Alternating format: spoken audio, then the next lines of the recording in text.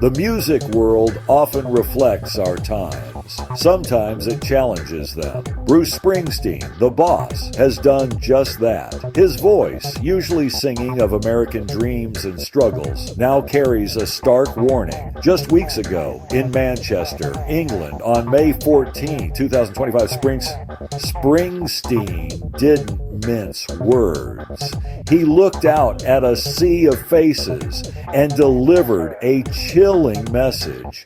He spoke about the Trump administration. He called it corrupt, incompetent, and treasonous. These are strong words. These are fighting words. The crowd listened, rapt, as a rock icon transformed his stage into a platform of urgent concern. Springsteen's condemnation didn't stop there. He painted a grim picture. He worried about the persecution of free speech, a cornerstone of American identity. He spoke of the world's poorest children, potentially neglected by the richest men. His words were a direct call to action. Rise with us, he implored the audience. Raise your voices against authoritarianism and let freedom ring. This wasn't just a concert anymore. It felt like a rally cry, an urgent plea from an artist who sees danger on the horizon, a danger he has consistently highlighted across multiple election cycles, warning America about what he perceives as a growing threat. The intensity of Springsteen's message has only grown. Just days after his Manchester declaration, on May 17, 2025, he sharpened his critique further. He accused Donald Trump and his allies of something deeply unsettling. Springsteen claimed they were taking sadistic pleasure in the pain they inflict on loyal American workers. This wasn't a political disagreement. This was an accusation of cruelty, of a deliberate infliction of suffering. It's a charge that cuts deep, especially from an artist whose career has been built on championing the common man. The very people he now claims are being targeted with malice. This public denunciation is not a new development, but rather an escalation. Springsteen has a long history of criticizing Donald Trump.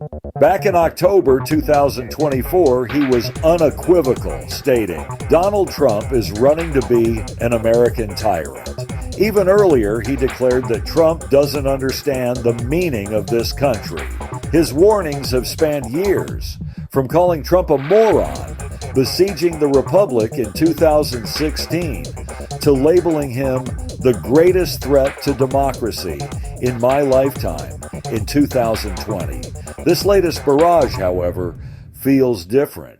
It feels more urgent, more desperate, as if the stakes have never been higher in his view. The response from Donald Trump was swift. It was also deeply personal, and for many, deeply unsettling. Trump, never one to shy away from a public battle, took to his Truth Social platform. He unleashed a tirade against the music legend. Springsteen was dismissed as highly overrated. He was derided with a juvenile insult, a dried-out prune. This is the language of confrontation, not debate. It's a language designed to diminish and to provoke. The president was clearly angered by Springsteen's pointed criticisms, especially those made on foreign soil, which Trump specifically highlighted as an offense. But Trump's retaliation didn't end with mere insults, however harsh. It took a more ominous turn. He announced plans for a major investigation. This investigation, he declared, would target Springsteen's appearances for Kamala Harris's campaign. Trump suggested these appearances might constitute unlawful campaign contributions. He labeled the effort corrupt and unlawful. The implication was clear: challenge me and face the consequences. This moves beyond a war of words. It hints at the use of power, or the threat of it, to silence critics. It's a tactic that raises serious questions about political retribution. The intensity of Trump's response reflects the high stakes of this cultural clash. Springsteen is not just any celebrity. He is an American icon, a voice for a certain segment of the population. Trump, too, commands a fervent base of support.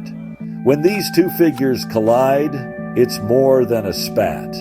It's a reflection of the deep divisions in the country.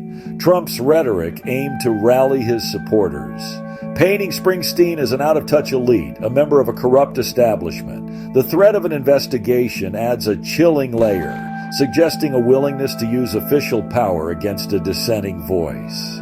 This escalation is precisely what many observers find so disturbing.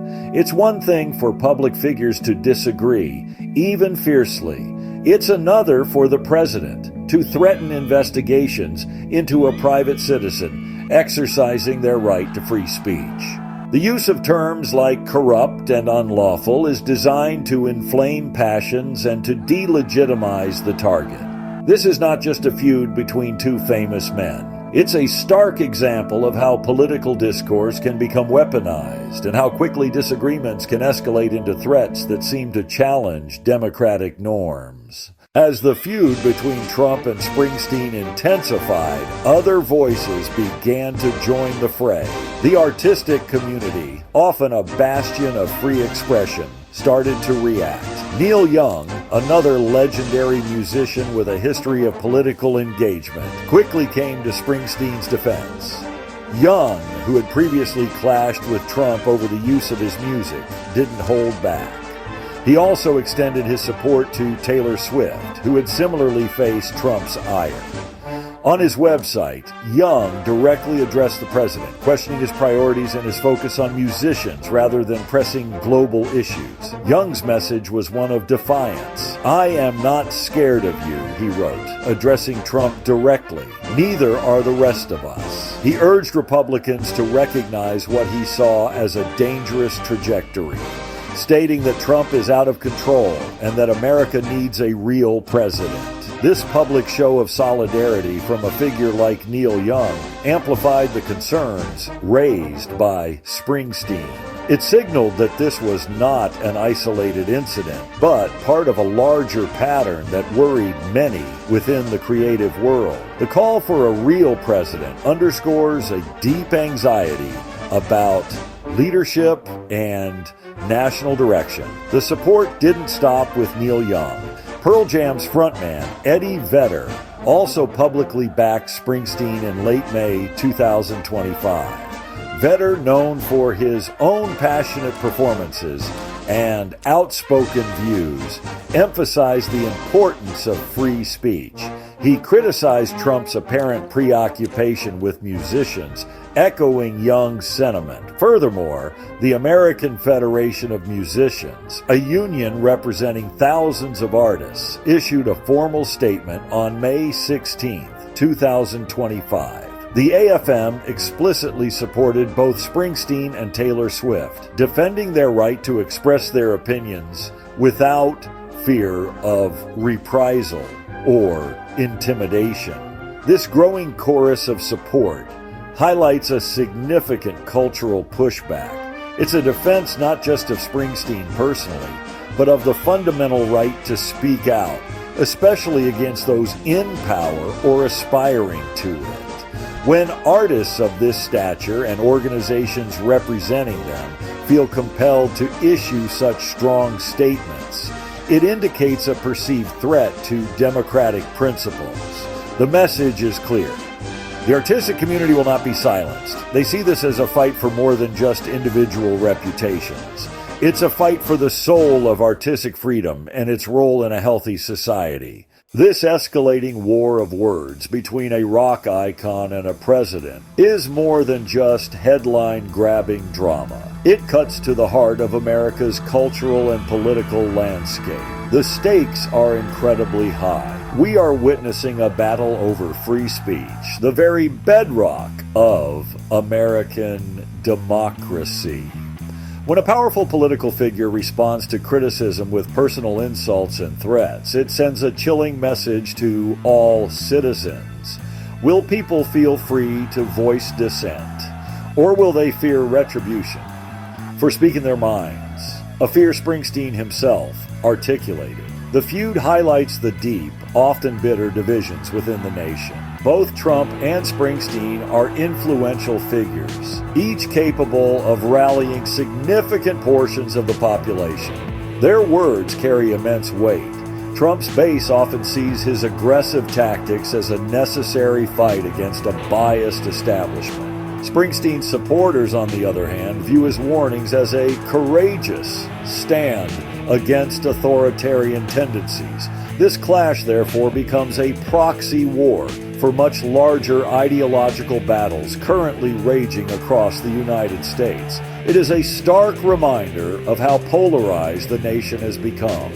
The involvement of other artists like Neil Young and Eddie Vedder, alongside organizations like the American Federation of Musicians, underscores the broader implications.